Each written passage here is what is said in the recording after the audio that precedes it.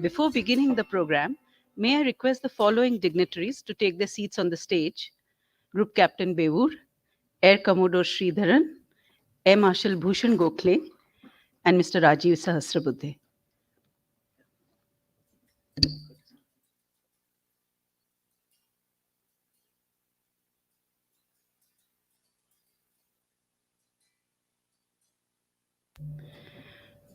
Dr. Vankate and General Mahajan, I request you to come on the stage.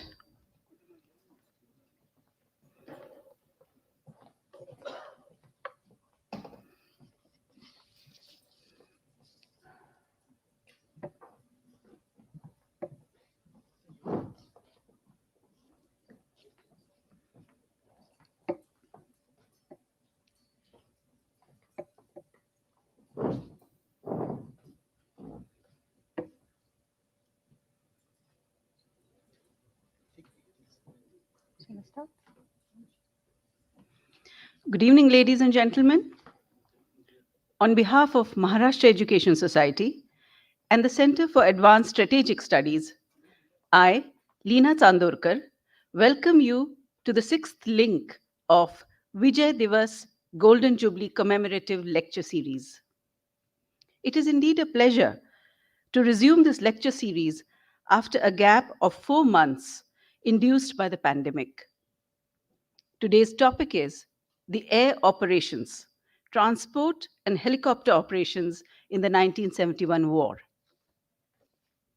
On 16 December 1971, Lieutenant General A.A.K. Niazi of the Pakistan Army and his 93,000 troops surrendered to the allied troops of the Indian Armed Forces and the Mukti Bahini. This war gave birth to a new nation, Bangladesh, and is therefore also referred to as the Bangladesh Liberation War of 1971. As a tribute to this Golden Jubilee year of the 1971 war, the Center for Advanced Strategic Studies, along with Maharashtra Education Society, has planned through the year a series of lectures by eminent personalities. The Maharashtra Education Society was established in 1860 by the revolutionary Vasudev Barman Phadke, along with Sri Vaman Prabhakar Bhave and Sri Lakshman Narhar Indapurkar. Set up with the aim of providing knowledge that is combined with love for the motherland, Maharashtra Education Society, or MES, aims to reach all sections of society. That seed, sown by the founders so many years ago, has now grown into the proverbial giant tree of knowledge, taking within its ambit more than 30 educational institutions that are spread across the state of Maharashtra. Little wonder then that an education society founded by people driven by revolutionary spirit should now, in 2021, take the initiative to embark on a year-long lecture series commemorating a war that significantly changed the geopolitical map of the Indian subcontinent. Let me introduce our guests for today. Our first speaker is Group Captain A.G. Bevur. The surname rings a bell. Any relation, sir, to the former Army Chief, General G.G. Bevur? I thought so. An illustrious son of an illustrious father. Group Captain Bevur comes from a military family, and he served in the Indian Air Force for 28 years. He was a transport pilot and has flown 5,000 hours on 11 types of aircraft.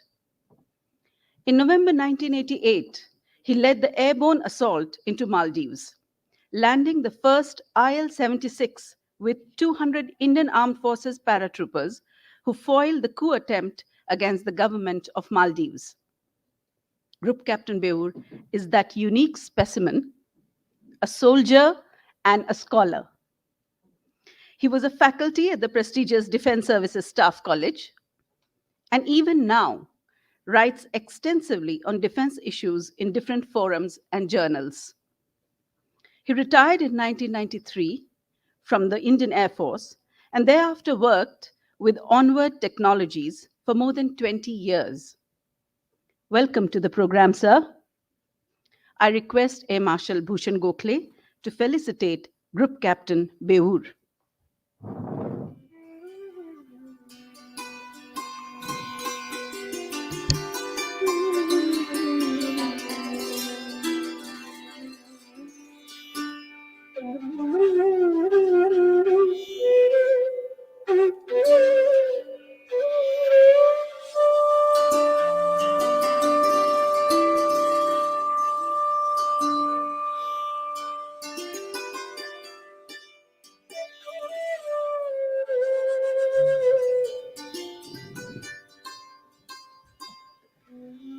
Our next speaker is Air Commodore R.M. Sridharan, recipient of the Vayu Sena Medal. Born in an army family, he passed out of NDA in 1967 and went on to become a helicopter pilot in the Indian Air Force. He took active part in the 1971 war, flying the Mi-4 helicopter. Later, he flew in the Siachen sector and Sri Lanka during Operation Meghdoot and Operation Pavan.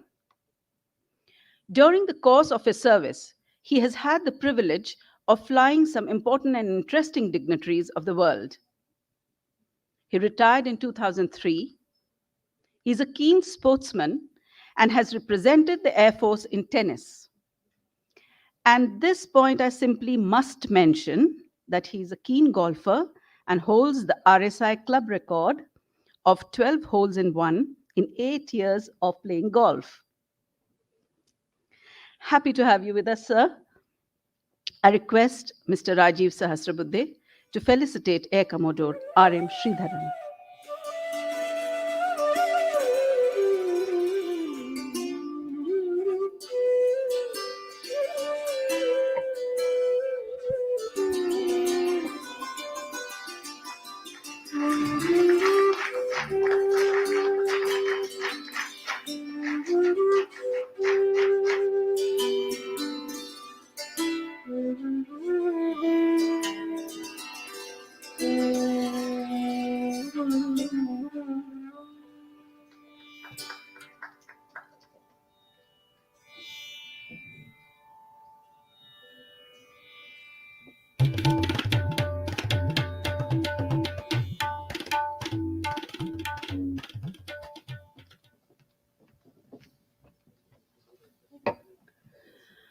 Let me now introduce the other dignitaries on stage.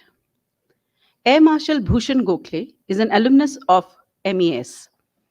After retiring from a glorious military career in the Indian Air Force, he returned to the fold. In his capacity as the president of Maharashtra Education Society and the director of Center for Advanced Strategic Studies, he is the driving force behind this lecture series. Mr. Rajiv Sahasrabuddhe is an architect by profession, but in his present capacity as the chairman of the governing body of MES, he prefers to build and nurture educational institutions rather than mere brick and mortar structures. I now invite Air Marshal Bhushan Gokhale to give his opening remarks.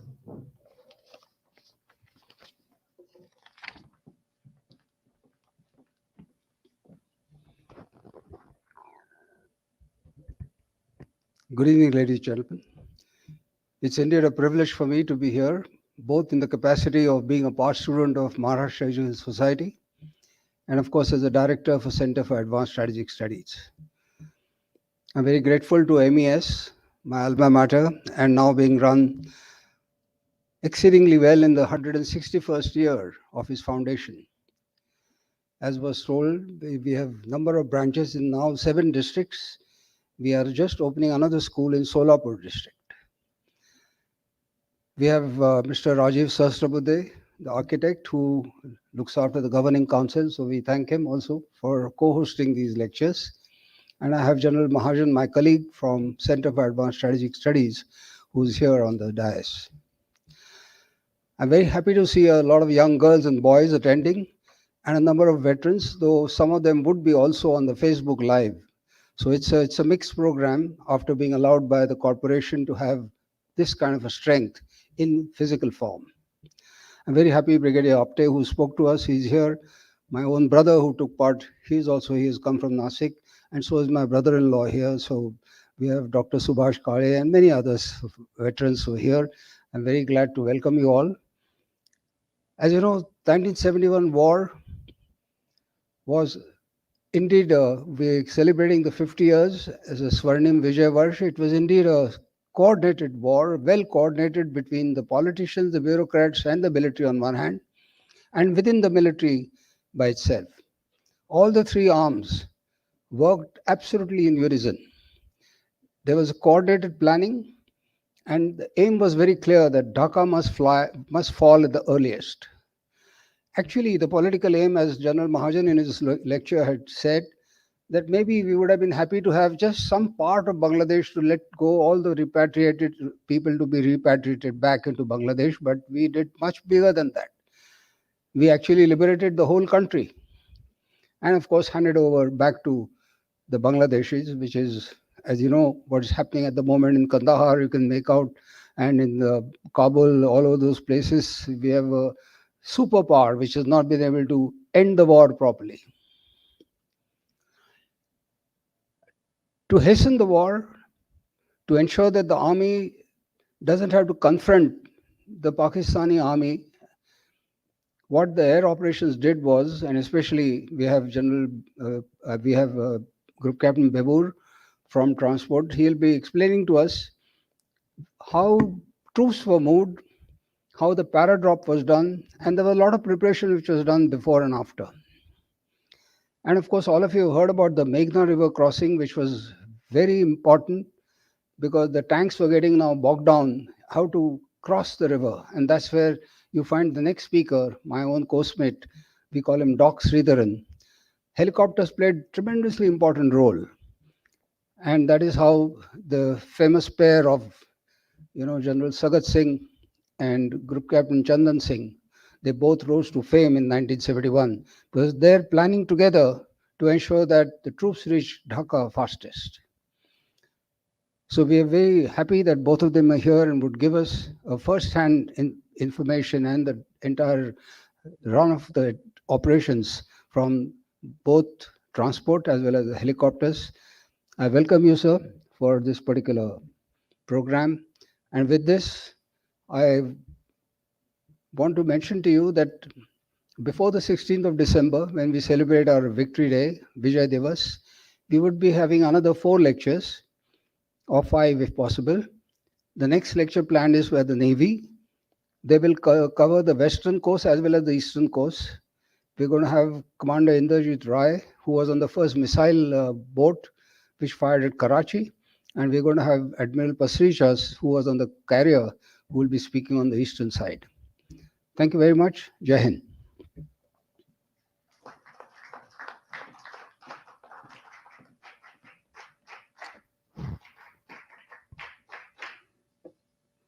Thank you, Air Marshal.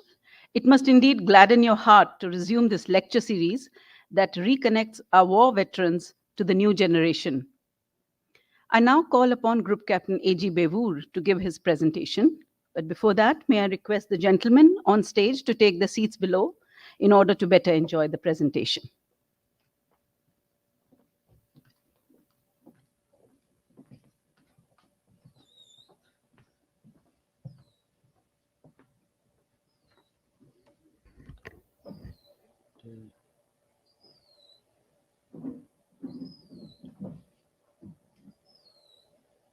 Thank you.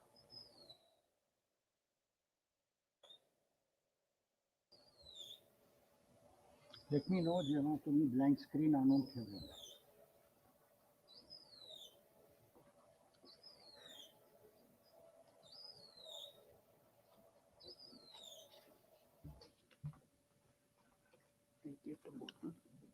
Oh, thank you.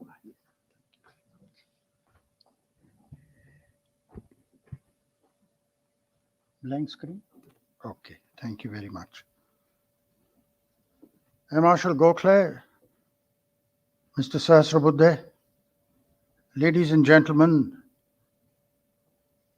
it is a rare privilege for me to be able to tell you the story of how the AN-12s were used in the 1971 war.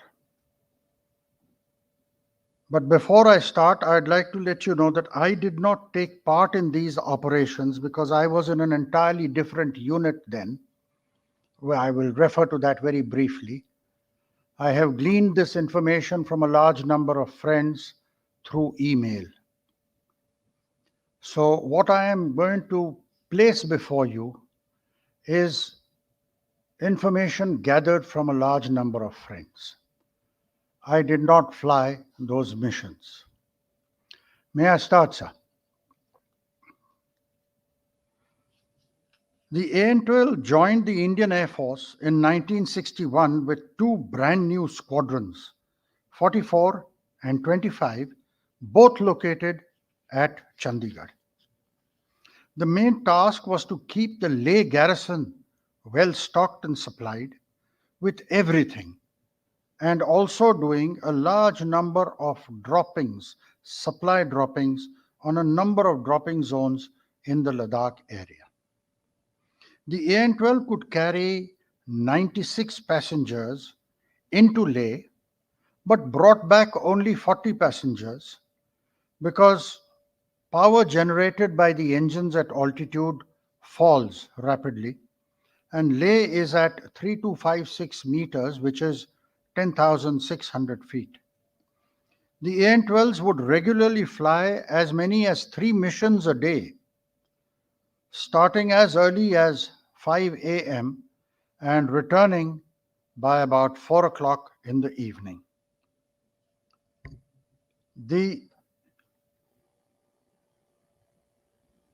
No, this is not the slide which I'm looking for. Right.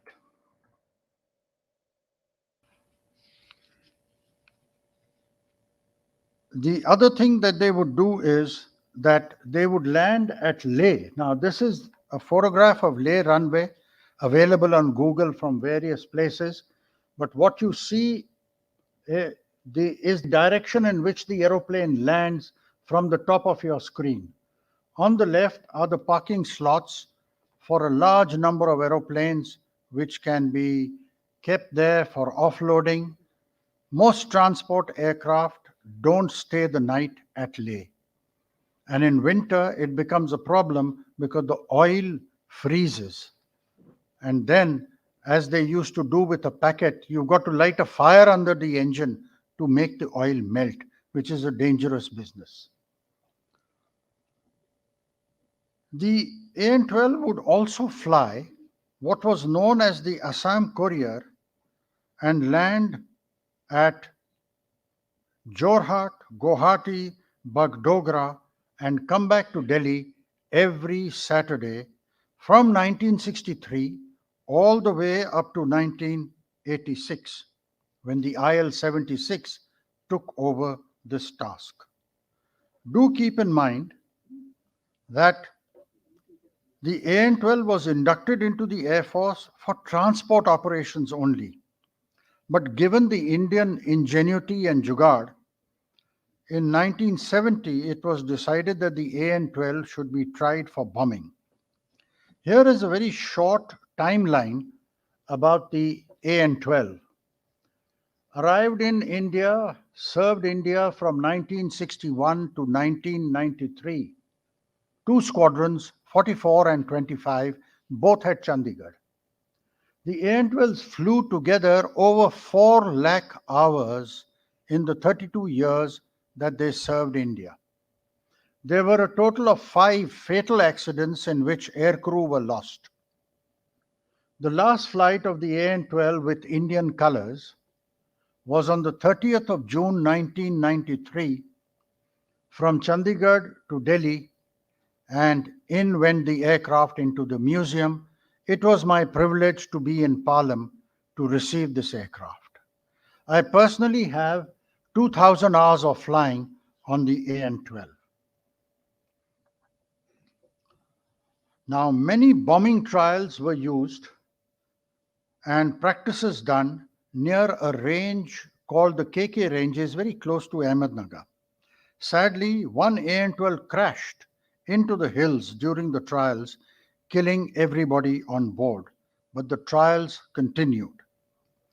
There was no hint of war in 1970 when these trials started, but it was done to increase by a very large amount the offensive punch of bombing by the Indian Air Force. By mid 1971, 50 years ago, everything was well recorded, standard operating procedures had been made, with many pilots, navigators, and flight gunners being trained for bombing missions by day and night. By now, mid 1971, Sheikh Mujibur Rahman was in a Pakistani jail, and 10 million Bangladeshi refugees were in India, and the only solution to the situation was the creation of Bangladesh. That could only happen with a swift shooting war and bombing as many targets in Pakistan as possible. Take your minds back, if you will, ladies and gentlemen, 50 years back, August 1971. India was just 25 years old. Our economy was very restricted. There was no TV. There was only Akashvani. Communication was by telephone, no mobiles. And for the younger generation here, there was no WhatsApp, no Twitter, no Facebook, no Instagram. I do not know how people lived. We had three cars to choose from: the Ambassador, the Fiat, and the Standard Herald. Two-wheelers were a Lambretta or a Vespa, and the Java motorcycle. Royal Enfield was generally with the armed forces. The only fast food was dosa, idli, and vada pav. Frankly, life was very comfortable. It was easy and slow moving. But most surely, in August 1971, all of us knew that the war is coming. The AN-12s intensified their bombing training and the best techniques: height to release the bombs, speeds at which to fly, how many bombs per aircraft, and most important, what are going to be their targets. They were very carefully selected, as the AN-12 would be extremely vulnerable to enemy anti-aircraft fire, and they could also be intercepted by Pakistan Air Force fighters. They would be bombing from pretty low heights of 300 to 400 feet. And the AN-12 has no self-defense mechanism on board to fight against the fighters. There were some tail guns, but they were not very effective. But it was a simple 4-engine turboprop aircraft, but could carry 10,000 kilograms of cargo. And that meant that it could also carry 10,000 kilograms of bombs. And that is what the Air Force engineers and armament experts did. They modified the AN-12 to deliver 10,000 kgs of incendiary and high explosive bombs. We had already lost one AN-12 during trials, so now the pilots were very cautious and extremely careful during the practice bombing missions. What they would eventually do in war was different. Here are two photographs of this beautiful aeroplane. The first one taken as she is flying back home to Chandigarh, about 25 kilometers west of that city. And the next one is firmly secured on the tarmac. There was very little publicity about the missions that the AN-12s had done in the 50 years that have transpired from 71 to 2021. And I would take this moment to thank Center for Advanced Strategic Studies and the Deccan Education Society for informing an extremely large number of people in India about the role played by AN-12s in offensive action during the 1971 war. All photos and sketches that I will show on the screen have been gathered by me in the last couple of months when I got the first hukum from Air Marshal Gokhale that I have to give this talk. As you can imagine, official intelligence photography was kept with the government and is not available. Now, one extremely critical task that the Air Force carried out during peace and in war is to gather electronic intelligence about the enemy. In 1971, we used an AN-12 for ELINT duties for identifying the radars both in East and West Pakistan. Have a look at this slide. The electronic intelligence is called ELINT. Does it work? Sorry. Okay. We fly about 20 kilometers inside India while we are gathering this intelligence. The sensors of the aeroplane pick up the radar beams which are impinging on the aeroplane. There are special sensors. We fix the position of those radars by a simple triangulation. So you have to get the location of that transmitter as you fly along. You do repeat runs to find out whether that radar is a static radar or it is a mobile radar. Because next time you find this fellow again, you will know whether he has changed position. Every radar antenna has a strange signature of its own, which can be recorded and saved. The final sweep of Bangladesh, or then East Pakistan, was done on the night of 3rd December. I shall just refer to it shortly. At that time, I was flying at about 25,000 feet, and the war had actually been declared. Have a look at the map of Bangladesh. That night, at about 8 o'clock, when I was flying this aeroplane, we actually traversed around East Pakistan like this, and then back, and went back to our base. I did the same thing in the same aeroplane on the 5th and 6th of December 1971 while flying along this border. And would you believe it, there was a raging war going on below me at ground level, and I was at 28,000 feet. This work never stops, and it cannot be written about in too many places. But now, 50 years later, I think you and we can share this. It has been repeatedly said that the Pakistani Air Force made preemptive attacks on Indian airfields on the evening of 3rd December 71. It is in the psyche of these Pakistanis' ego that it is they who must start a battle and not India. How can these Indian banyas have the courage to start a war against us martial people? That is their thought process. But there is also a piece of information, I don't know if it's true, but I've heard it many times, that says that India leaked intelligence to Pakistan that on the night of 3rd and 4th December, Indian forces are going to launch an attack in both East and West Pakistan to finally liberate Dhaka from Pakistan. And that is why the Pakistanis are supposed to have done the preemptive strike. Do remember that Bangladesh had already been declared as a nation, free nation, in March 1971 by Mujibur Rahman, now in a Pakistani jail. That night, there are many here who will remember that radio broadcast by Indira Gandhi, who declared in her speech on All India Radio that the attack by the Pakistani Air Force on Indian airfields is an act of war and India will respond appropriately. That was the order for the armed forces to translate their plans into action.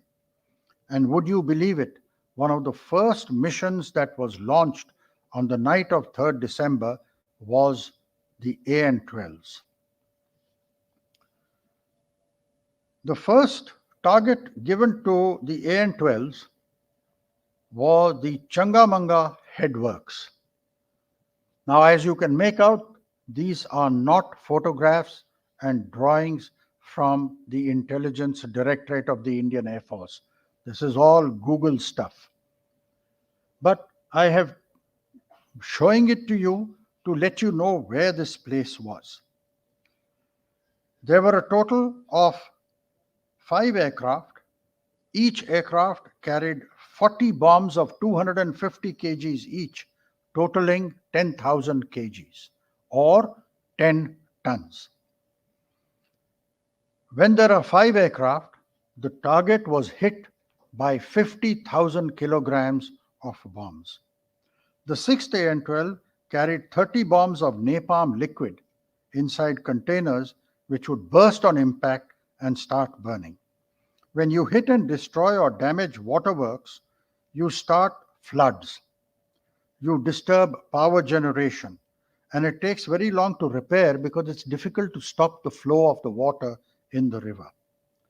Damage was caused to Changamanga, but not as much as desired. So that is what the AN-12s did on the first night. Changamanga was again attacked by the AN-12s on the 4th and 5th night, causing more damage. The AN-12s flew very low, 300 to 400 feet above ground, and some had gone even lower against regulations. As you can notice that Changamanga is at the same latitude as Firozpur, which is in India. So you can figure out where this place is. The next target was the Suleimancy Bridge, which is not too far from the international border. And the town which corresponds to Suleimancy Bridge is Fazilka, well known to many people. Suleimancy headworks and the bridge across the Satluj is a strategic target, and if it was damaged or destroyed, it would have prevented Pakistani forces from heading towards the Indian borders. They attacked at night in good moonlight. Full moon was on the 2nd and 3rd night. And as the days progressed, the moon would rise 45 minutes later, and the AN-12s would get airborne 45 minutes later, so that when they attacked their target, they would have the moon behind them illuminating the target. Bomb load once again, 10 tons in each aircraft. The AN-12s were kept busy every night. The next target was a place called Fort Abbas. It was a big depot of arms and ammunition with troops. There was a railway line leading to Fort Abbas, and the bright moon shone on the tracks and was a good guide to take the AN-12s to their target. This time only 3 AN-12s went, 30,000 kgs. They all flew at 300 feet above ground, the aim being to cause a lot of damage to the Pakistanis' depots so that they would affect the battle 3 to 4 days ahead. Strategic targets are very seldom where the battle is actually being fought, which is why the visionary Air Force commander, in close consultation with the land commander, uses the reach of aircraft to destroy the fighting capacity of the enemy for the battles which are yet to come. He can do this over very long distances, on different targets, on the very same day with the very same aircraft. Thus, the Air Force commander is capable of taking strategic offensive action to support many land force commanders. And that is why it is imperative, and now one can understand why air power should remain under the command and control of an Air Force commander always and every time.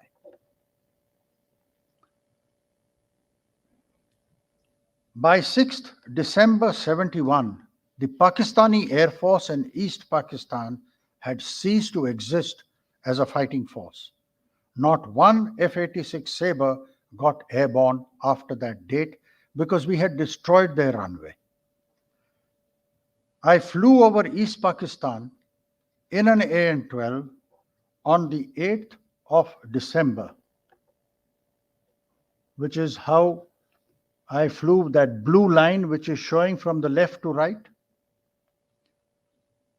And I went all the way to a place called Kumbigram or Silchar and flew right back across East Pakistan in the evening to Delhi. The Indian Air Force radars must have been monitoring me, but it was a fitting way to tell East Pakistan and the Pakistani Air Force that we can cross your airspace with an ordinary unarmed transport aircraft, and what can you do about it? Later, I will show you the war booty which I brought back from East Pakistan.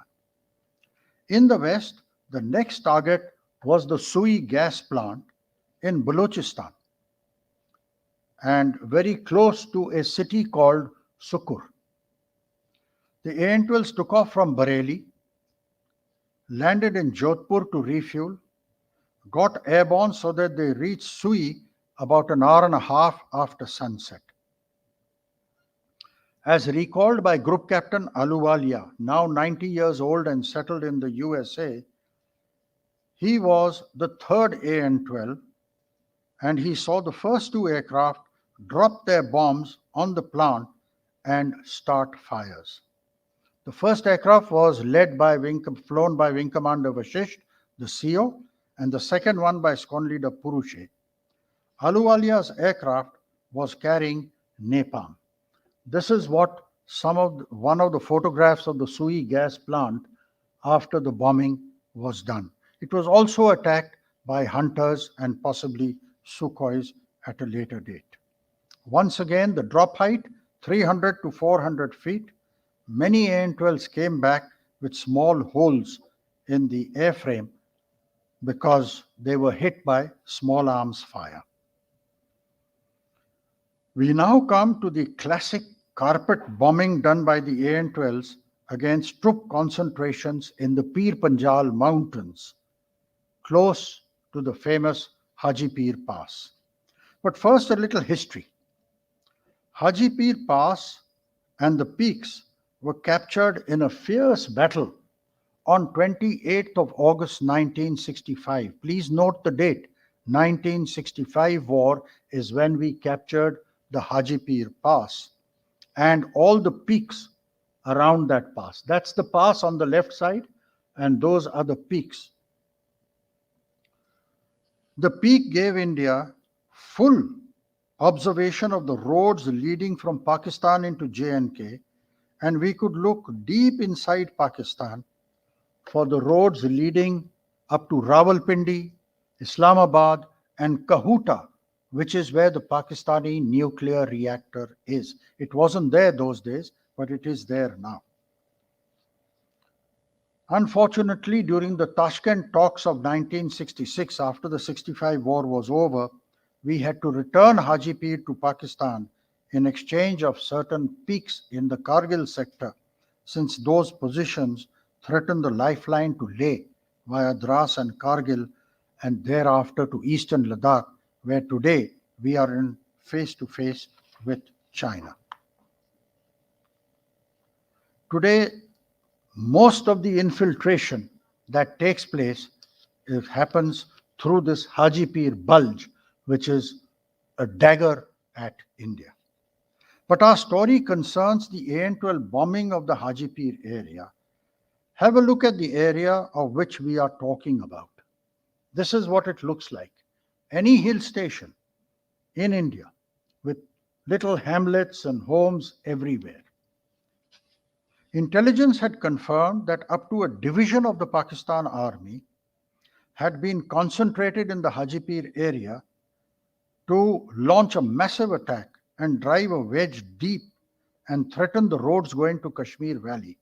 Because for the Pakistanis, capturing the Kashmir Valley is the only mantra that they japo day and night. It was an imposing force, and we did not have the forces to blunt that attack. Something had to be done to prevent the attack coming through.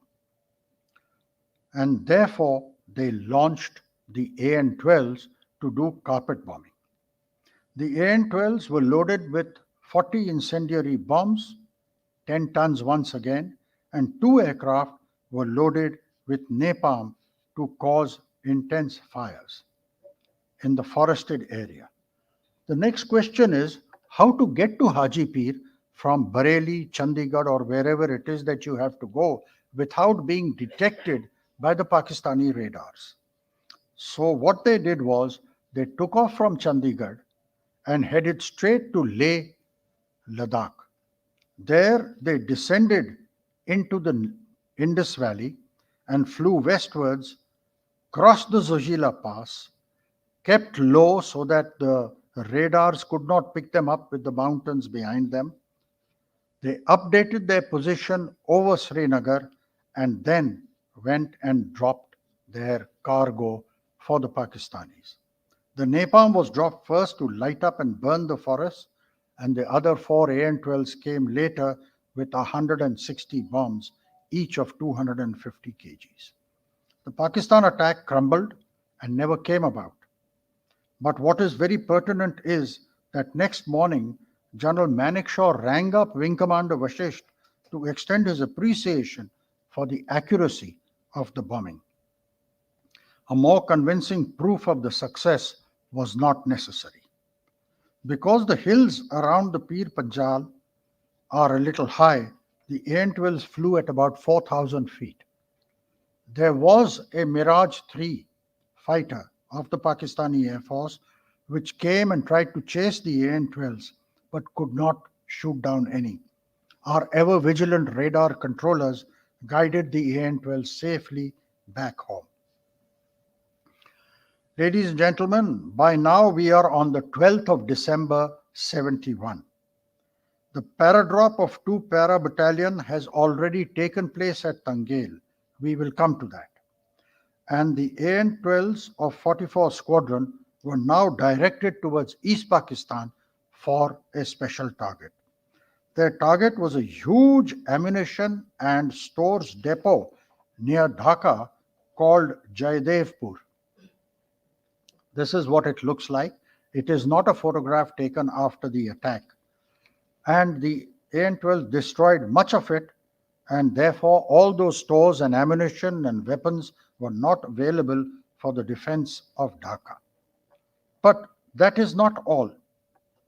On 11th of December, 48 aeroplanes of the Indian Air Force, 6 AN-12s of 25 Squadron, 20 packets, and 22 Dakotas dropped about 800 paratroopers near Tangel, north of Dhaka, in full daylight.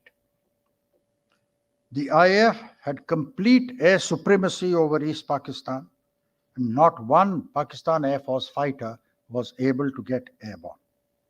The paradrop was done to prevent the 93 Brigade of the Pakistani Army, which was in the north, from coming down and defending Dhaka when that final battle for Dhaka would take place. The paratroopers captured a bridge on the Padma River and then made sure that the Pakistani army, which was in the north, was unable to come for the defense of Dhaka. On 16th December, Niazi surrendered at the racecourse in Dhaka, but the hostilities on the Western Front had not stopped.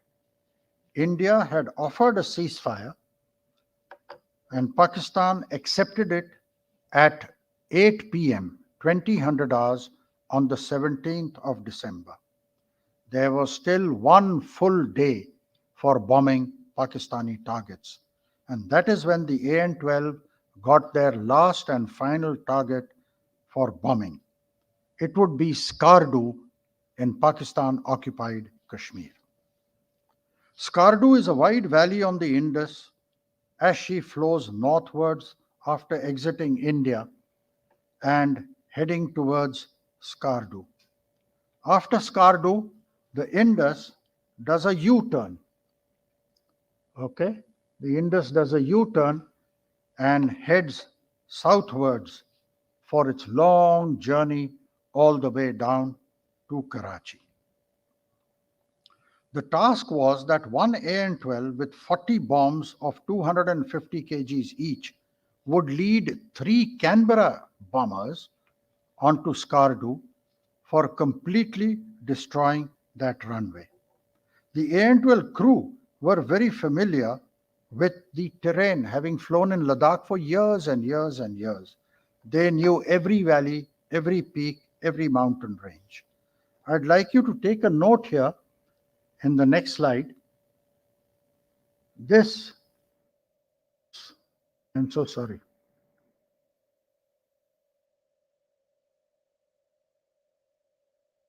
This is Nanga Parvat, and that is K2. K2 is also known as Goodwin Austin. The two peaks in this area which are the delight of mountaineers. A very difficult peak to climb, Nanga Parvat. Many, many mountaineers have lost their lives on that.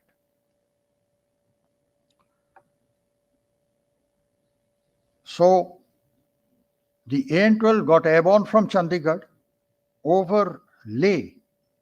They were joined by the 3 Canberras, and then Vinko Vashisht entered the Skardu Valley. Have a look at the Skardu Valley. His co-pilot was now Group Captain retired, then Squadron Leader Ujjwal Dabir, who lives in Pune. The runway alignment is 3. This is the old runway which was bombed. This is the new runway which was not there. 320. This is north, as you can see here. 320 degrees is the alignment of the runway. And the air IL-76 was coming in this direction. This is how he entered the Skardu Valley, and you can see how wide it is, and that is the Indus flowing further north. The Pakistanis were completely horrified and unprepared because the 40 bombs fell on the runway center line, and as Dabir likes to say, we stitched the runway with 40 bombs. After bombing, Vinko Vashisht flew further north and turned right into the valleys with which he was very familiar, and kept low so that no Pakistani fighter would ever find him tucked down in the valley. He got into the Shok Valley, which goes past the Thois airfield, then on to Leh, and came home to Chandigarh. Thus completes the bombing and paradropping missions of the AN-12s during the 71 war. 44 Squadron was awarded battle honors, 1 Mahavir Chakra, 2 Veer Chakras, and many Vayu Sena medals gallantry. Now, the promised story about the war booty which I brought back. I went to Chittagong in January 1972 for de-induction of troops. After lunch, we returned to the airport, and I was looking for a worthwhile war booty when my eyes rested on what I thought was the best thing I could bring back. And why am I telling this story? Because it's connected to the AN-12. I loaded it in my AN-12 and brought it back. And this is what I brought back. All I could find was a step ladder belonging to the Pakistan International Airways.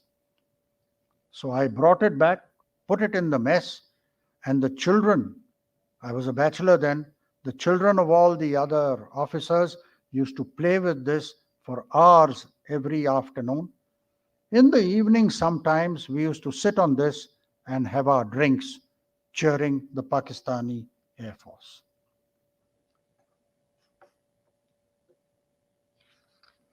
To summarize, the AN-12 was used for bombing was a very courageous innovation at the highest level. This is truly Desi Jugaad. The Pakistanis tried to use the Hercules for bombing, but they failed. They couldn't manage it. Now what has happened later on? What do we do in the next war? We have already used AN-32s, modified them, and practiced. So the Indian Air Force Transport Fleet is ready for the next war that comes our way. Today, 44 Squadron is still at Chandigarh with the IL-76s. They have been ferrying oxygen containers from all over the world, and you've been seeing this on TV. Their relationship with Ladakh continues, and their contribution to the build-up during the face-off with the Chinese at Galwan is well recognized. Sir, I have finished a short story about the AN-12s. If there is any questions, if people want to ask later on, okay. Thank you very much for your patience. Thank you.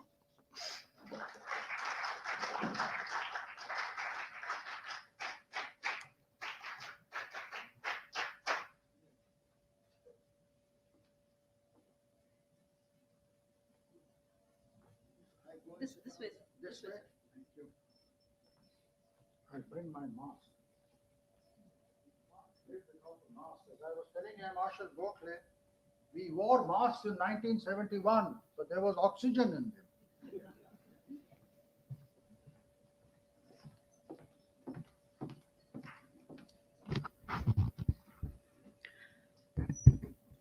Thank you, sir, for that inspiring presentation. Especially your line about Indian Jugaad.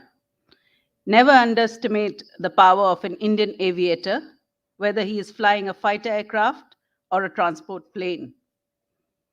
Listening to your talk brings to mind those beautiful lines by Shiv Mangal Singh Suman. In his poem, Hum Panchi Unmukt Gagan Ke, he sings about the freedom of flying. And I quote, हम पंछी उन्मुक्त गगन के पिंजर बद्ध न गा पाएंगे, कनक तीलियों से टकराकर पुलकित पंख टूट जाएंगे, होती सीमाहीन क्षितिज से इन पंखों की होड़ा होड़ी, या तो क्षितिज मिलन बन जाता या तंती सांसों की डोरी। नीड न दो चाहे टहनी का, नीड न दो चाहे टहनी का, आश्रय छिन भिन कर डालो, लेकिन पंख दिए हैं तो आकुल उड़ान में विघ्न न डालो. End quote. All those who have experienced the thrill of flying will relate to these lines and to what the poet is saying. We turn now to our next speaker, Air Commodore R.M. Sridharan. I invite you, sir, to give your presentation.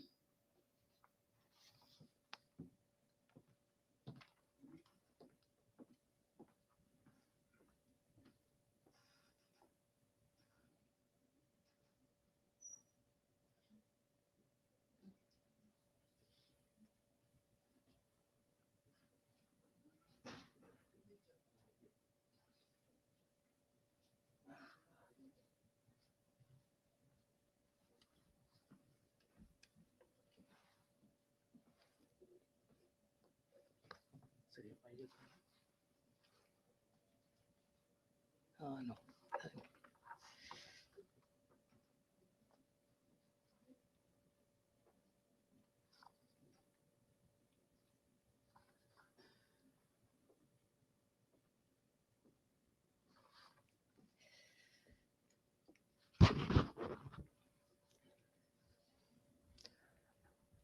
Air Marshal Gokhale, Mr. Sahasrabudhe, ladies and gentlemen.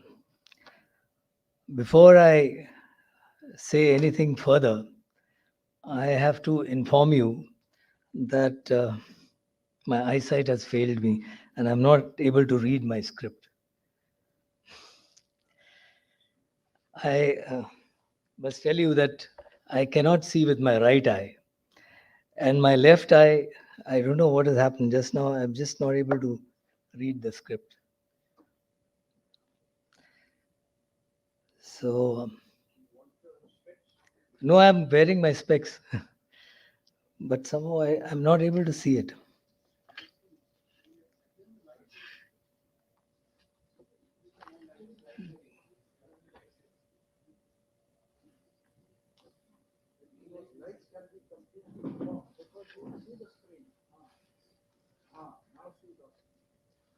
Still, it is very hazy.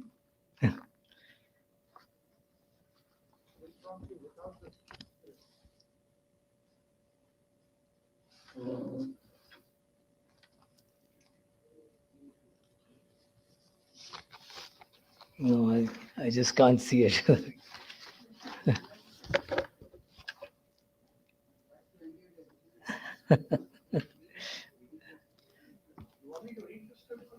Which?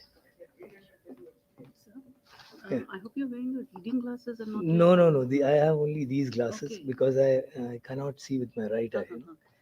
So that it's coming very hazy, that's what. I'll give you the cues and you expand, like you did in that talk with Sumitra. You do that. Acha, like that, no. wants to read the script. I would like to read the script myself. Okay, let me see if I can attempt it this way.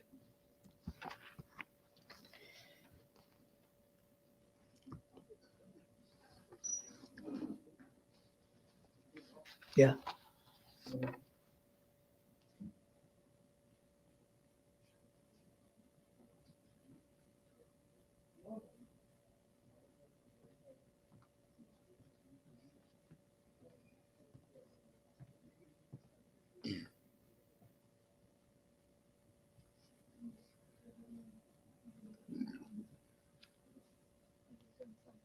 I'll read out the thing for you. And then you.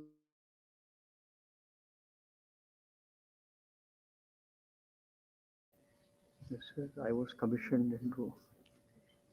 Yeah. Okay. So what I'll do is Yeah. I will read out and then you explain it. That's better. Okay. Yeah. Okay. So It starts from yeah. yeah.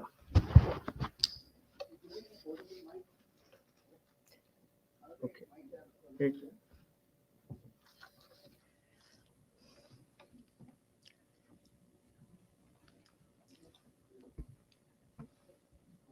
In cricket, when the batsman can't run, He has you a ask runner. for a runner.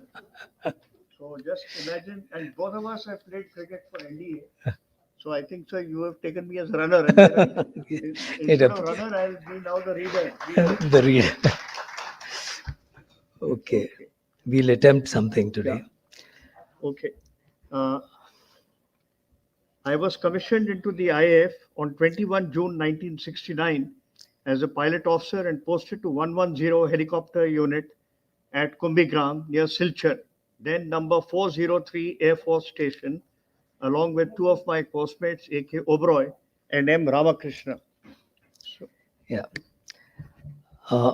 Before I go any further, I would like to say that this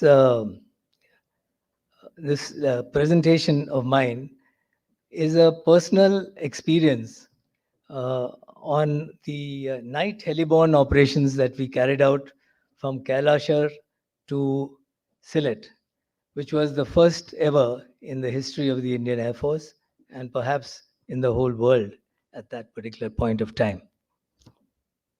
Yeah. Okay. Good. Next. Hello. The HU's 110 HU's primary role, tasks and missions at that time was to provide logistic and communication support, search and rescue, and casualty evacuation to the army and civil authorities in the northeastern states of Meghalaya, Manipur, Tripura, and Mizoram. Due to earlier anti-insurgency operations in Mizoram, led by then Major General Sagat Singh, GOC 101 Com Zone, both he as well as 110 helicopter unit were adapted quick troop insertions at platoon level of the Indian Army and paramilitary forces. The role of the helicopter unit at Kumbigram was basically for casualty evacuation, communication, and aid to civil power. We did not have the troop induction as one of our roles as specified by the Air Force. But our unit did a number of training sorties and also actual operations with General Sagat Singh, who was the 101 Com Zone commander at Shillong. And his area of operation was Mizoram, basically, and along the Indo-Pak border, along with the Assam Rifles and the Border Security Force. However, all such early operations had been done by day and night. There was little or no hostilities or small arms fire. By May 71, all in Kumbhigram were aware of the genocide in East Pakistan, and as a consequence, influx of unimaginable amount of refugees into the surrounding Indian states. Much flying was done by us for aid to army and paramilitary forces. So we were actually gearing up for the 1971 war, because war seemed imminent at that point of time. And the cooperation that we had with the army and the understanding that we had with General Sagat Singh, it played a big part in the operations that we did in the actual war conditions. The radio and newspapers brought ominous news from Dhaka, and by August, September, that is exactly 50 years ago, we were aware of clandestine activities by the Indian Army for training a Bengali guerrilla force in the Feni salient and below Agartala. By October, we had flown border reconnaissance for Lieutenant General Sagat Singh, General Officer commanding 4 Corps, as well as other formation commanders, and knew that war was brewing. During that period, General Sagat Singh had taken over as the GOC of 4 Corps at Tezpo. And he had his area of operation was east of Agartala at a place called Teliamora. That was his headquarters. And at that point of time, we were given a number of sorties, including a number of casualty evacuations when there was a battle at Kamalpur, adjacent to Kamalpur, and number of army casualties were evacuated by our unit to Teliamora, ADS at that point of time. In February 71, Squadron Leader Sandhu took over command of 110 helicopter unit with Flight Lieutenant Pushp Ved as the 2IC. We had 10 fully serviceable Mi-4s with 20 pilots. Pushp was tough as nails, dynamic, competent, and in the ground and air role. The boys loved him. 403 Air Force Squadron was commanded by Group Captain Latta. In November 71, Push began to put us through series of loose, low echelon flying formation level flying exercises, both by day and dark night, taking off for carrying out special heliborne operations. Squadron Leader Sandhu had taken over command of our unit in February 71, and his 2IC was Flight Lieutenant Push Ved, who to us was a great instructor, and also he trained all our pilots. And the understanding that we had with him was fantastic, and we had total trust in whatever we carried out in the subsequent operations within the war. By mid-November, the helicopter unit started receiving large number of officers and men as part of general mobilization. All these visitors were given sundry duties, and to our great glee, Push assured us that 110 would go to war with its original, highly bonded and trained young team. A World War II vintage. I think now you're going to show the slide, isn't it? Yeah. Okay. There are 2 pictures of the squadron. These 2 pictures. Yeah.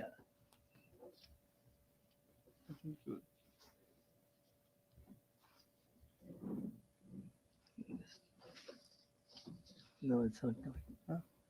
The pictures are just Slides.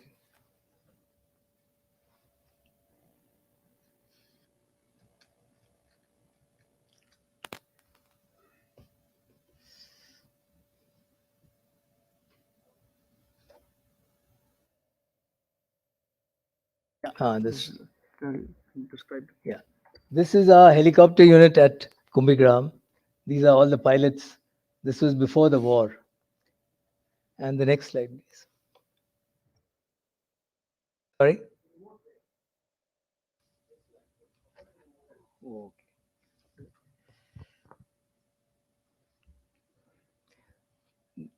I am here in the front row. Behind are the other helicopter pilots of 110HU. Now this is, of course, Kalora.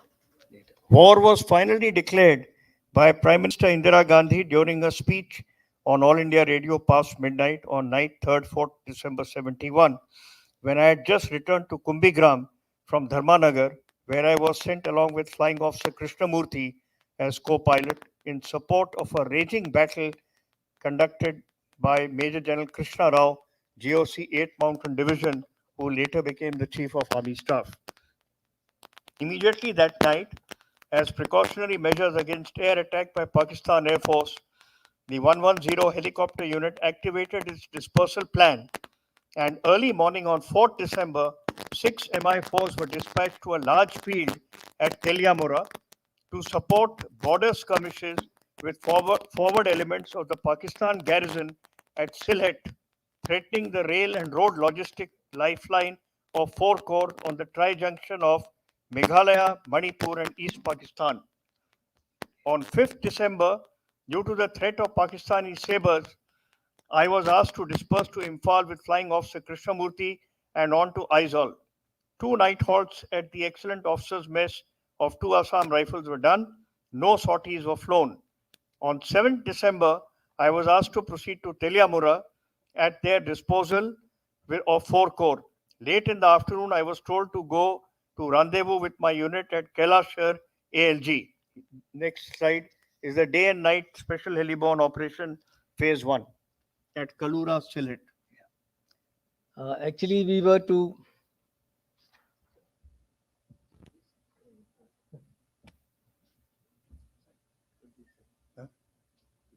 the sorties were to be carried out from Kalora to Sylhet.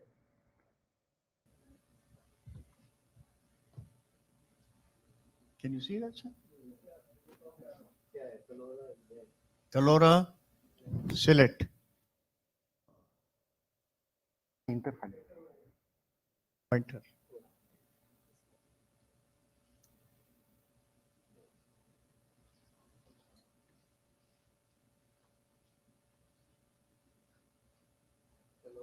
Yeah. Kailashar was somewhere here. Sylhet there on the top. Here. So this was the requirement of the army to airlift 45GR, which was the unit operating here, from there to here. The 4 Corps requirement was to heli lift by day and by night the 45GR troops from Kalora to Sylhet.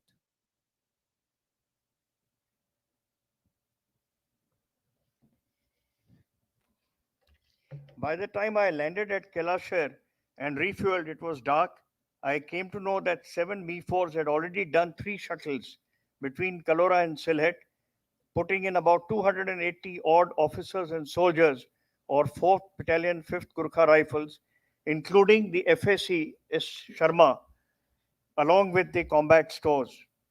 I was told that Flight Lieutenant Singla, flying with Group Captain Chandan Singh in the armed Chetak, was overhead Sylhet, rocketing Pakistan gun positions while the SHBO was in progress.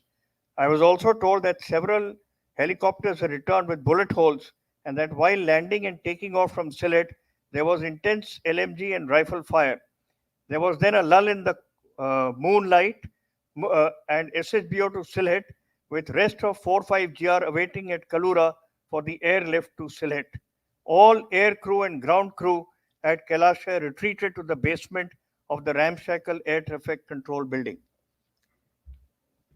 Actually, after the Chetak of the Kilo flight, flown by Flight Lieutenant Singla, had gone along with Group Captain Chandan Singh to give us covering fire when we were when the helicopters were coming in to land at Sylhet.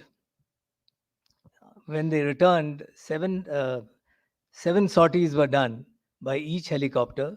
So there was a total of 21 sorties, and about 250 troops were lifted along with their stores to Sylhet at the helipad, which had been designated for the landing ground, which was designated for us. Uh, Subsequent to that,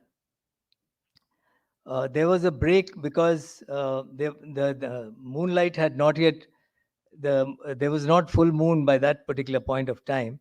So we said that we will commence our operations as the moon appears in the sky. But the Gurkhas were getting very impatient, and they said that their troops would be left high and dry at Sylhet without reinforcements and without ammunition and stores. Then there was a big discussion between uh, General with Brigadier Quinn, Group Captain Chandan Singh, and the CEO Harelikar, CEO of the 45GR. But finally, what was decided was that we would go in with one helicopter, and that would be like a trial by night, because up till then, no sorties were flown in the night. And since we had already trained at Kumbhigram for night operations, we went in with our flight commander. He led the way. He did the first sortie, and he did get hit. That helicopter did get hit, and they came back to Kalora. But he cleared the way. He said that now the rest of our squadron could operate to Sylhet by night. And subsequently, we carried on operating till early morning. A number of sorties were done, and the Gurkhas were reinforced for that particular night. I was all excited the next day, awaiting my turn to go into battle stations and enter the war zone. I had to wait till 1000 hours on 8 December for my first sortie of the SHBO from Kailasher to Sylhet. Bush briefed me that my task was to carry a dismantled 75-24 howitzer artillery gun, its gun crew and pioneers, along with the first line ammunition sent by Major Omkar Goraya, BM of 57 Mountain Artillery Brigade, to Kailasher. He asked me if I was confident to go as number 3 in the formation, as that would involve more exposure to ground fire at Sylhet. So this was a new development which had taken place, and this gun had to be taken to Sylhet. So my flight commander asked me, because I was now detailed for this particular sortie. So he said, "Would you be comfortable carrying this gun to Sylhet?" So I asked him for that. I would be total. I mean, I told him that I'll be absolutely comfortable without any problem. And the Mi-4, as you know, is a very hardy aircraft, and though it carries only up to 2 tons of load, it can take on more if we use it in a running takeoff position. We can continue. What I didn't know at that time was that the 75-24 howitzer with gun carriage weighed about nearly 1,000 kilos, too long, broad, and high to go into the Mi-4, even with the clamshell door open. An operation to carry such guns had never been envisaged. It was tried out for the first time due to the desperate need of 45GR to reciprocate artillery shelling from the Pakistan Sylhet garrison. The gun required 6 specially trained crew to operate the gun, each about 100 kgs with their paraphernalia. Each shell consisted of 3 parts: a brass body holding the propulsive charge, a warhead, and the highly delicate explosive percussion caps. All this weighed around 2,100 odd kgs, way beyond the payload that could be carried in the Mi-4. Others, far more experienced than I, were carrying only 1,400 to 1,600 kilograms at a time. But this had been actually tried out earlier that if because we had operated a lot with the army, and we had carried much more than 2 tons of load. But the only requirement was that since we were operating from the runway, we could roll the aircraft instead of doing a hover takeoff. We could do a roller takeoff, building up speed, and then coming up on the power. And once we had got airborne, then there was no problem, because after that, the landing which was to be done at Sylhet would have been a no hover landing, and which is what I did. And without any problem at all, I landed the helicopter at Sylhet. As per our B4 sortie profile, both number 1 flown by Flight Lieutenant Jayaraman, number 2 by Flying Officer Ali, had already done 2 sorties earlier on 8 December. Briefing in short was to start up with number 1 giving a call and other 2 acknowledging with clicks on our VHF radio. Line up one behind the other and take off. It was, however, when it was my turn after a short while, with full throttle, almost 11 degrees pitch, the collective in my armpit, my Me-4 just shook, shuddered, and would not hover. I realized that my helicopter was overloaded. It was time to switch off and offload some of the ammunition. So I simply released the brakes, pushed the stick forward, and at maximum collective, I rolled down the runway, gathering speed like a fixed-wing aircraft. The transition hit at around 40 miles per hour, and I got airborne by around 60 kilometers per hour. So that, as I described earlier, I had to do a running takeoff since the load was more than what the helicopter would normally operate with. Somehow I slotted myself at number 3 on the left side. The formation maintained 50 odd meters above ground, no obstructions. I could make out the river Surma, and just then Jayaraman gave a call to the FAC, who gave a reassuring reply saying that the landing zone, an open field, was clear and that there was no enemy firing. Jayaraman lined up in the center of the big ground as I remained to the left, with some trees just short of the landing spot. All 3 landing points had similar approaches. On the final approach, my co-pilot Hundal blew the helicopter's horn to keep troops on standby in a couple of minutes. Jayaraman touched down with a bit of dust and Ali followed. I knew that unlike others, I could not do a hover landing, so I did the reverse of takeoff from Kailash, a no hover landing like an aircraft, which you already have explained. It took a few agonizing minutes for the gun crew and the Mukti pioneers to get the gun parts and ammunition boxes out of my helicopter. As soon as the helicopter was offloaded, I took off again. Once clear of Sylhet, we increased speed, kept low back to Kailash, and after landing there, Hundal and I did a visual inspection and found a couple of bullet holes on the tail boom, which were minor as per our senior technical officer, Flight Lieutenant Shankaran. My baptism of fire had been achieved in the very first sortie, and all the nerves and butterflies in the stomach had been calmed. Yes,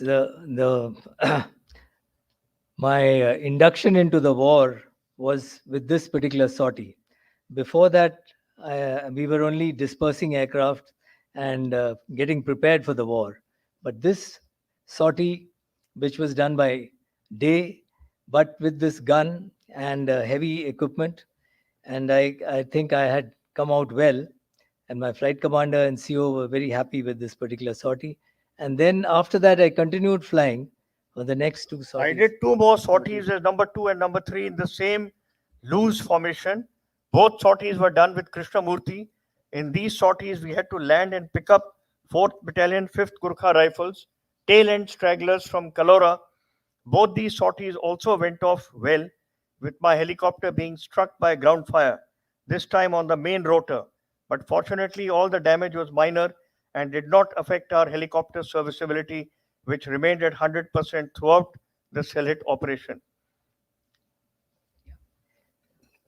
The sorties continued all through the day, and then the next night of the 9th and 8th rather, not 9th, 8th December, and we totally 649 49 troops were airlifted, 13,000 kilograms, of load. 113 sorties flown, and total number of hours was nearly 67 hours of flying. 67 hours. 67.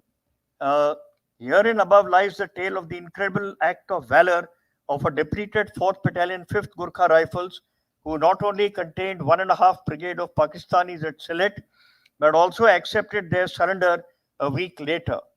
After having put in 4-5 GR into Sylhet, the helicopter task force returned to Agartala at 1100 hours on 9 December. We continued to carry out casualty evacuations from Sylhet as well as other battlefields. But Sylhet operations was just the beginning. Same evening on the 9th December, round the clock adventures began to Raipura, Narsingdi, and Vaidya Bazar across the huge Meghna River all the way to 15 December till the entire 4 Corps was at Demra, shelling Dhaka by 12 December and forced East Pakistan to surrender. Subsequent to Sylhet operations, we moved to Agartala, and 3 landing grounds were selected by Group Captain Chandan Singh along with the Corps Commander General Sagat, and these were at Raipura, Narsingdi, and Vaidya Bazar. And we were operating from a place called Brahmanbaria, which was just across Agartala. We had at that point of time 14 helicopters, 10 from 110HU, 2 from 105 at Chabua, and 2 from 111. And these 14 helicopters, which were maintained excellently by our technical staff, our technical officers and technical staff, we did not have a single aircraft down. The serviceability was 100% all throughout the entire operation, right through Sylhet and also through this crossing of the Meghna. The flight engineers and gunners, though all the troops, whether they were at Sylhet, the 4-5 GR, or the 4 guards, the 18 Rajput, 18 Rajarif, and the 10 Bihar, which operated with us as part of 57 Mountain Div, ex Brahmanbaria, none of the troops were trained for heliborne operations. But we did not have a single incident of any of the troops going into the tail rotor or any place. In none, there was not a single mishap during the entire period of operations. Thus, I played a role in this, and subsequently,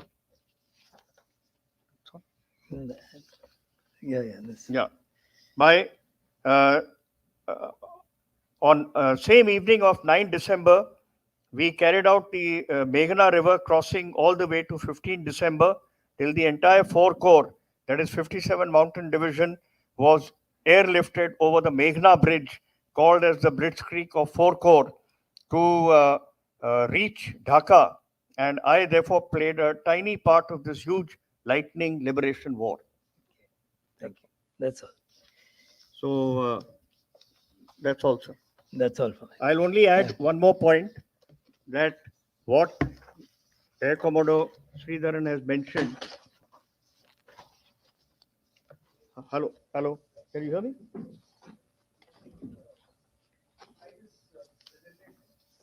Presentation slides. Okay. Just run the slides through. That thing is It's fallen down, I think.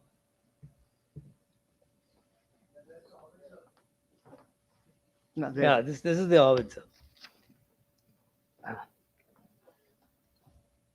This was the 75-24 howitzer gun, which I had heli-lifted from Kailashar to Sylhet, because this was required to counter the heavy fire that 4-5 GR was encountering from the Pakistani brigade at Sylhet.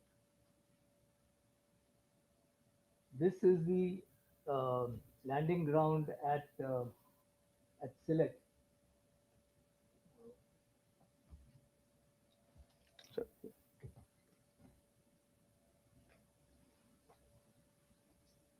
approach was from here.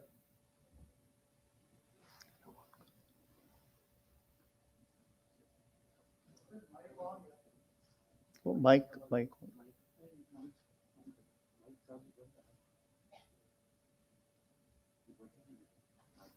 Just put-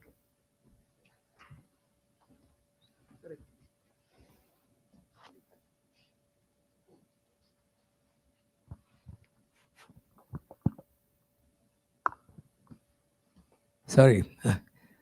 The helipad approach.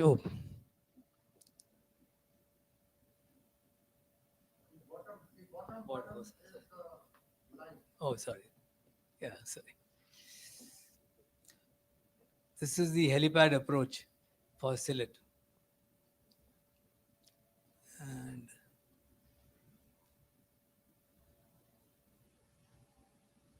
our Pakistani posts were here who were firing at us while we were going into land, both by day and by night. And the railway station was around here, Sylhet railway station. And this is the Surma River.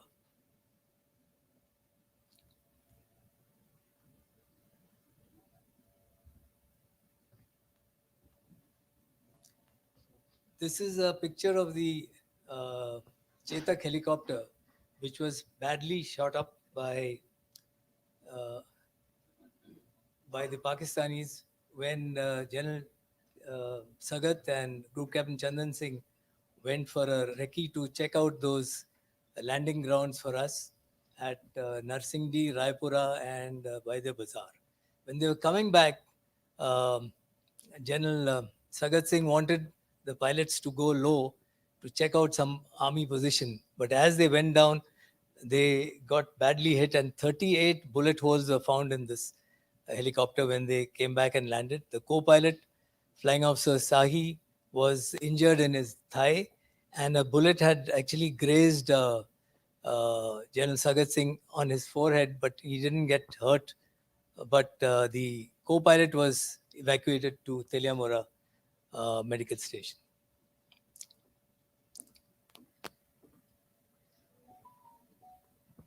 Yeah.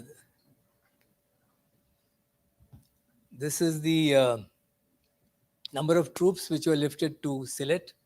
That is the load, and this is the number of sorties, and that's the number of flying hours.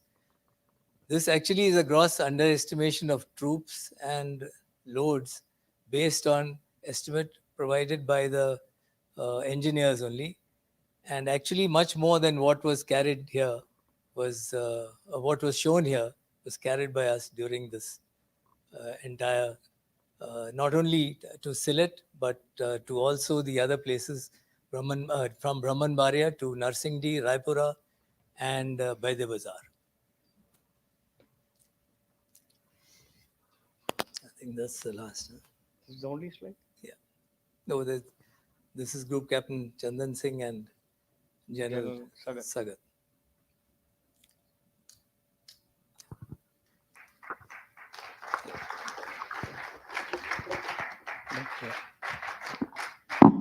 I'll just mention one thing. The guns that were carried, they were the same which were in our sector. And this battalion which Air Commodore Sridharan took across served with me. I knew the commanding officer. I think the Air Force did great work. And one of the officers who was there was my junior from the NDA. We served together, and they all have great acknowledgement for the Indian Air Force. And also the division which they moved across the Meghna River, a complete infantry division was taken. We have great respect for the Indian Air Force, as Group Captain Beur has already given his point, and so also Air Commodore Sridharan and Air Marshal Gokhale. I think I'll vouch for it. Being a gunner who was there in the war, Air Marshal Gokhale's elder brother is here, Honorable Colonel Gokhale. He will vouch for it because we both are from the same regiment. I think hats off to the Indian Air Force. Let's give them a great applause. Thank you. I would just like to apologize on my behalf that I don't know what happened to my eyesight. Not able to. Probably I'll get it checked up tomorrow. But I must apologize that I could not give my presentation as as I wanted to give it in a better manner. Um, I can only say that I can only request Air Marshal Gokhale if he could permit me to uh, give a complete presentation, including the Meghna crossing, uh, when my eyesight is slightly better. Uh, Thank you so much, sir.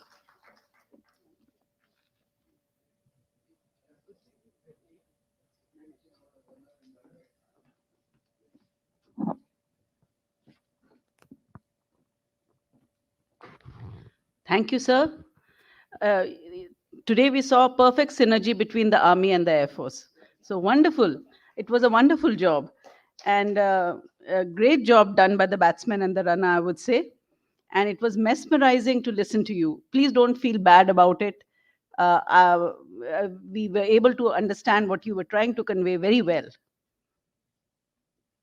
And I think that the fraternity of flyers transcends man made boundaries. I quote from a poem, High Flight, which is the official poem of the Royal Canadian Air Force and the Royal Air Force. But the sentiments expressed by the poet, John Gillespie Maggie, will be echoed by flyers anywhere in the world. I quote, Oh, I have slipped the surly bonds of earth and danced the skies on laughter silvered wings. Sunward I have climbed and joined the tumbling mirth of sun-split clouds and done 100 things. I have topped the windswept heights with easy grace, where never lark or even eagle flew, and while with silent lifting mind I have trod the high untrespassed sanctity of space, put out my hand and touched the face of God. End quote. So this is the thrill of flying, which I'm sure our two guests today conveyed so well. And if anybody has any questions regarding the two presentations, they can be asked now.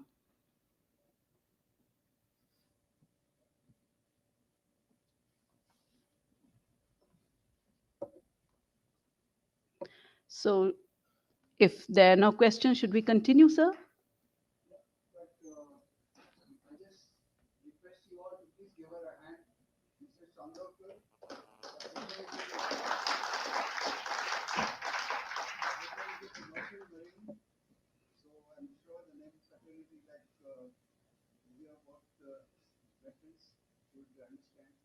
Thank you, sir. Yes, Brigadier Prachand. Yes, and I have full respect for the veterans. So we conclude the program, but I invite Dr. Bharat Vankate, Secretary MES, to give the vote of thanks.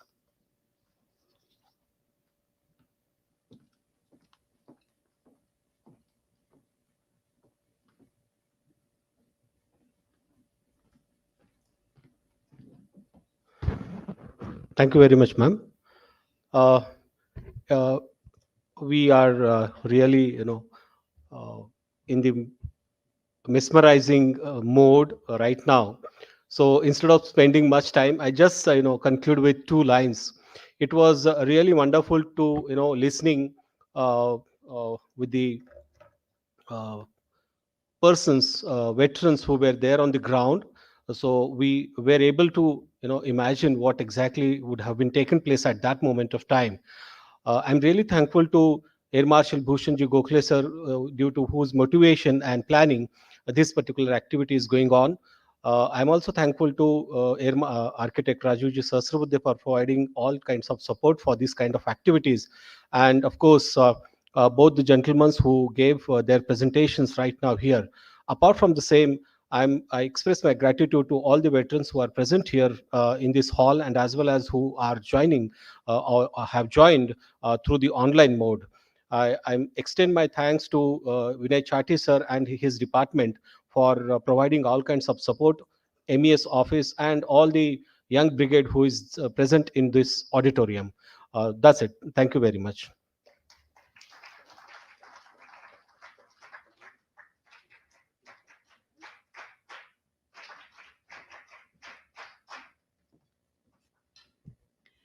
Thank you, sir. I now request all to rise for the national anthem.